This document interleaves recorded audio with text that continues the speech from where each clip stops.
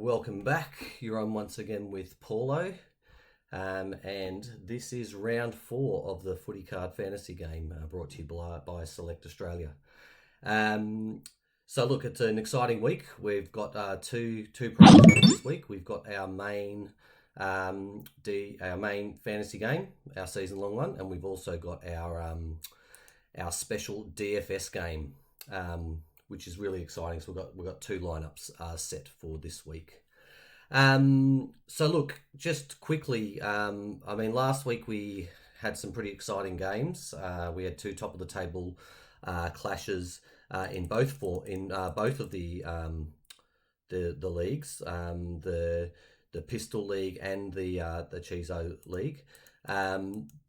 This week we don't have any top of the table clashes, but it's still going to be pretty good. So I might jump in straight away. Just quickly, I was just going to profile one coach who's doing particularly well. So we've got Mini Pistol. So Al's team is just flying. So if we look at the conference ladders. He's undefeated, sitting on 110%. He's got the highest scoring team. The only team who's cracked through 6,000 points so far. He's the highest scoring team each week, undefeated. And I'm pretty sure if we look at his strength of schedule moving forward as well, he's got a pretty good run. So yeah, so look at this. The next 3 weeks in a row, he's playing kind of like bottom 4 teams. So he really should be sitting undefeated by the halfway mark, which will put him in a pretty good position to go all the way through to the Plunk Bowl at the end of the season. He's also got 2 teams in our inaugural DFS competition this week. And he knows how to manage a team in season-long fantasy, but tell you what, he also knows how to draft. Look at these teams. You'd have to say in both of the DFS games running today, he is probably the front runner to take out both competitions as well as go undefeated in the main game. So pretty exciting coach to be watching. He may get a call up at the next Carlton vacancy when they do another restructure, probably next year. All right, with that, let's jump straight into the match day.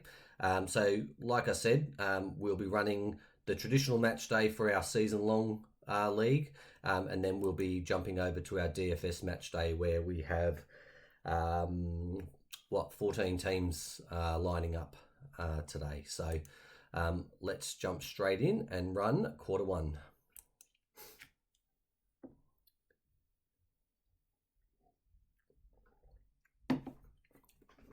All right, so we'll have a quick look at some of these scores and see who's jumped out. Let's jump in on Mini Pistol and see how he's going in his matchup with Pistol. And as expected, he's jumped to an early lead.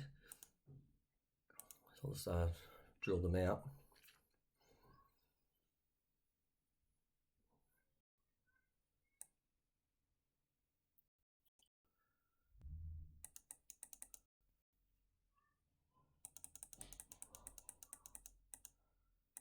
So Mini Pistol's really taken the game on, leading Pistol in defence. Behind a little bit in the midfield. Look at that, Nat Fyfe's continued run of poor form. This must be close to 13 quarters in a row now where Fyfe has underperformed. So I personally have put him to the bench. I know a lot of you coaches have as well. So he's practically unstartable at the moment. Grundy's easily going to take care of Steph Martin there. And then, Pistol's winning in the forward line too. So let's jump over to our new DFS match day and see how things are going over there. All right. So, sorry, I'll just collapse again and just have a look at the summary level. So look, as expected, let's have a look at Mini Pistol again. So he's not winning in the first matchup. That looks like it's going to M, followed by Eccles. But in the second one he's behind as well. So we've actually got some front runners here in Gorry and Blackie. Let's jump into that game and see who's leading that. I mean, Dusty as captain to Blackie, that's always going to be a pretty good start. Adam Treloar was a very popular pick. We had 3 Adam Treloar cards come out in the draft this afternoon, so he will make or break a lot of coaches today. All right, let's quickly jump over and run quarter 2.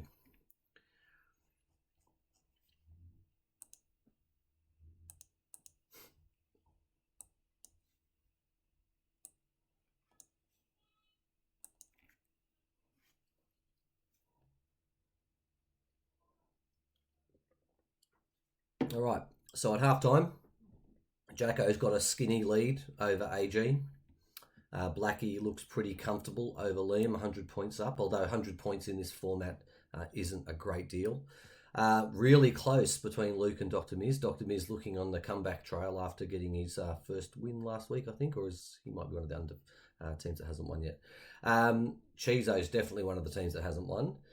Come back, Chizo, your team really needs you. But M's the undefeated front runner in the Chizo conference, so she looks like she's got that one. And then in my match, very, very close, 2 points up over Webmoth, so that one might be one to look at in the 3rd and 4th quarter. Down in the Pistol conference, JK is leading Marshall.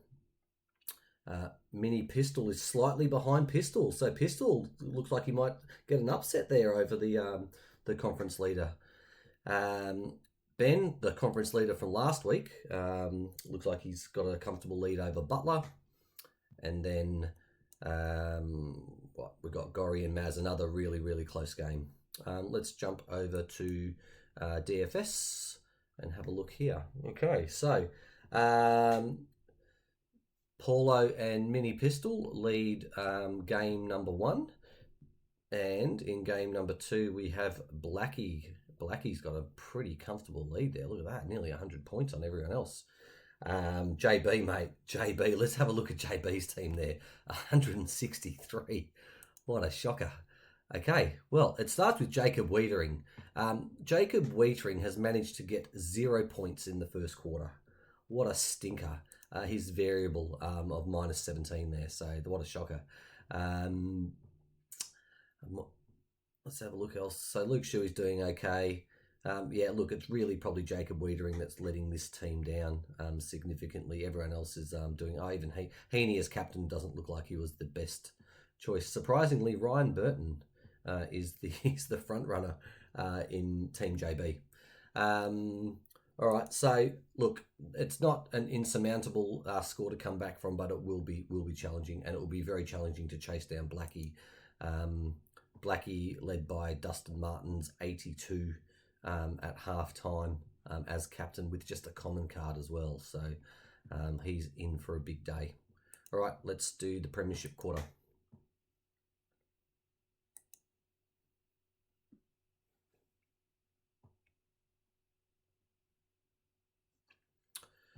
Okay, really, really close here between Jacko and AG.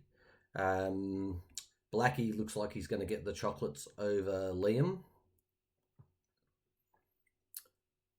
Chizo and M, yeah, that's looks like M's going to get that one in the bag.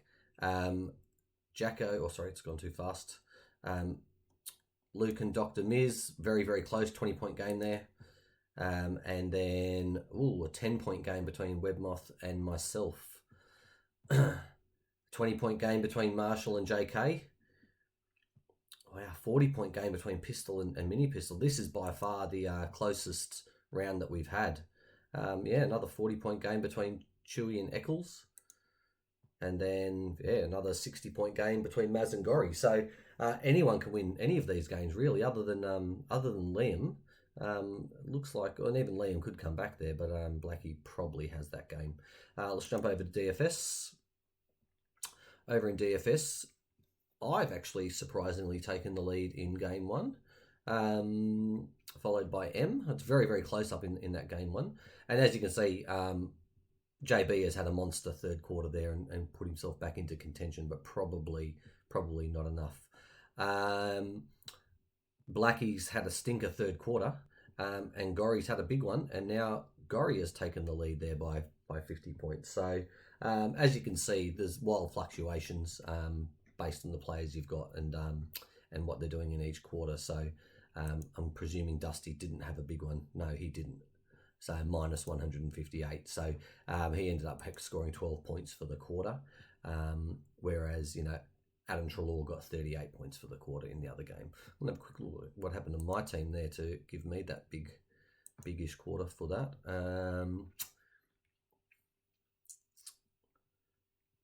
Nothing really. Yeah, there we go. Sam Walsh. Sam Walsh has had a big one, 45-point quarter. So, yeah, your season and your team can really just be made or break by one or two individual performances. So, all right, let's run the fourth quarter and see who wins.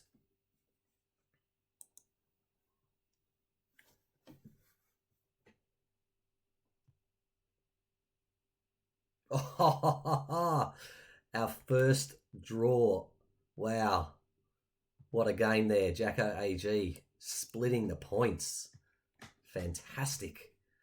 Oh, who let you down there as captain, Jacko? Oh, big Maxi Gawn. Oh, Max Gawn. Max Gawn was the highest averaging player in the league on averaging 139 points leading into week 4. And he's come out with a 94 to let everyone down. He's my captain too. I hope he didn't let me down. All right. Looks like Blackie did indeed get over Liam. Dr. Miz got out over Luke. Big captain score there by Luke. Yes, Patrick Cripps contested B. So I think it was Max Gawn, Brodie Grundy, Paddy Cripps were the top 3, followed by Dangerfield at 4. I think that was the kind of top 4 players by average leading into week 4 from memory. Chizo versus M. Yep, M got over that pretty comfortably there. And I've just come back in the end there over Webby. So hard luck there, buddy. You certainly beat me in the ruck and the captain, but yeah, my stronger forward line. All right, down in the pistol conference, we have JK over Marshall by 30 points. Mini Pistol stays undefeated, getting Pistol over the line there. Wow, who was your captain, buddy? Mini Pistol's captain was Lockie Neal. What a shocker, 70 points. Another big minus score there, though. So go across and have a look at the other teams here. Butler, very convincing win over Ben. So that's 2 losses on the trot to Ben. He was in first place a week ago. He might be dropping down towards 4th or even out of the top 4 this week. And that's not going to be good for his percentage either, going down by nearly 100 points. Eccles gets another one over Chewy. Chewy's the hard luck story of 2020. He just can't seem to buy a win. And then we have Maz getting over Gorry. Maz has only got 1 loss on the board. So look, very, very close games there. Can't believe we got a draw in one game there. So that's going to make it interesting at the end of the season. All right, let's go to defense and see who gets the chocolates over here. Oh, no way. So Dr. Misadventure has clawed home with a 141-point fourth quarter to take out game 1. And wow, Gorry, 600 points.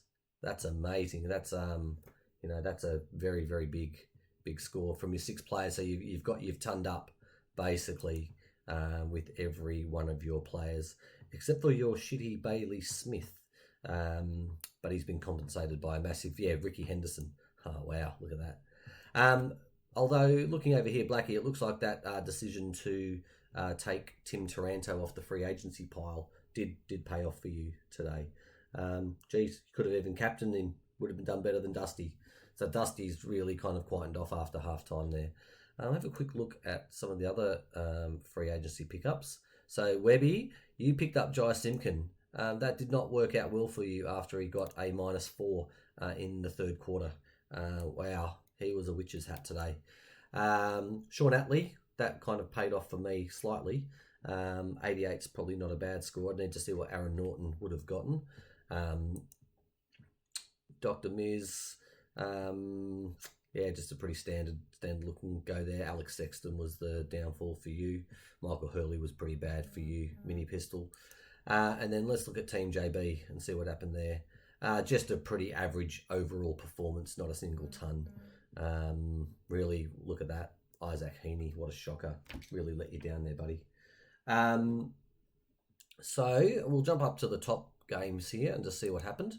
I was very excited by my Luke Parker die cut fireworks. That's going straight into my folder.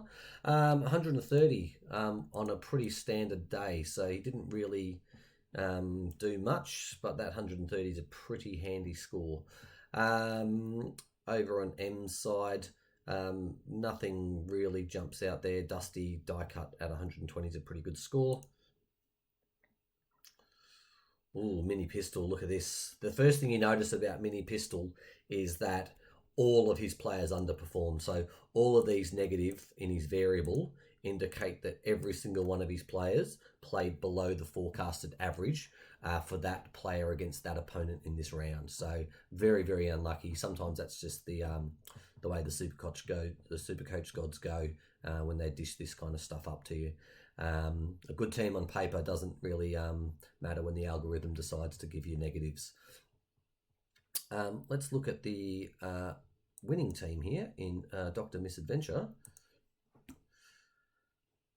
Oops, sorry, wrong one. Yep, pretty solid performance there. Mitch McGovern being the low, but you know, solid Taylor Adams, Atley, Josh Kelly. So yeah, pretty solid overall, and Riley O'Brien. And then down Webmoth. Yeah, once again, another coach didn't manage to find a player to ton up. Wow, Joel Selwood, look at that. That's a great score for you, Eccles, in that die cut firework. So yeah, certainly those cards will give you some big bonuses if you can get them. I'll quickly just jump back over to match day. Let's see who got the highest score of the round. I think I saw a 2,000. So Butler got 2,039. 2,039. So let's just quickly jump in and see how Butler's team went.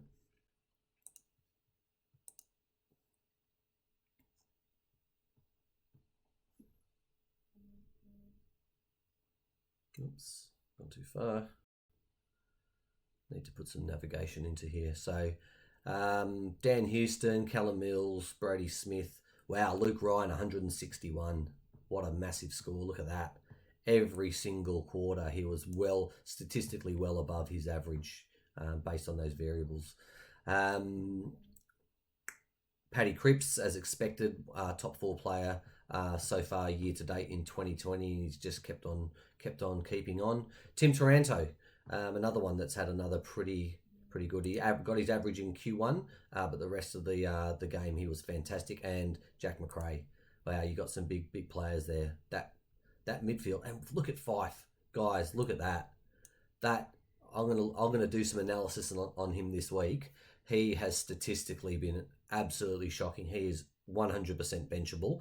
That 56 will now go into his rolling average, along with his average going into this round was 97, and now it's going to be probably 80 or something like that. Wow, that is terrible. He's completely benchable. Max Gawn, bad all day. And that's a big surprise going up against a Western Bulldogs team that has not fielded a ruckman for 3 years. Dusty's good, Whitfield good, Green average, Westhoff pretty good again, and Heaney, and then Paddy Cripps as captain. So very solid overall performance there to take out the team of the round. All right, I might just quickly jump over to Twitch, see what the comments are.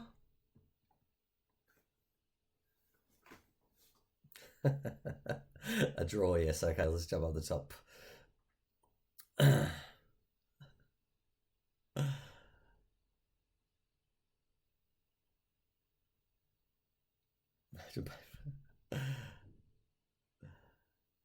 Yeah, unfortunately, for some reason, Twitch works really well when you're streaming games, but as soon as I try to stream Excel and have this window open for chat, it just kills the Excel. So not much I can do that. Switch to Prime chat only, please. I don't even know what any of this shit is. So I'm not really a Twitcher. So look, I'll get out of here, jump back into Slack. I hope you've enjoyed the broadcast. DFS looks like it's a bit of a winner. The coaches had a lot of fun today and yesterday. Noticeably different between the two groups. We had a 6-person draft in about 30 minutes. And then we had an 8-person draft and it took 120 minutes. And for that, I blame JB. So thank you guys. I hope you're all having fun and keeping safe during the lockdown, and I'll chat to you all later. Peace out.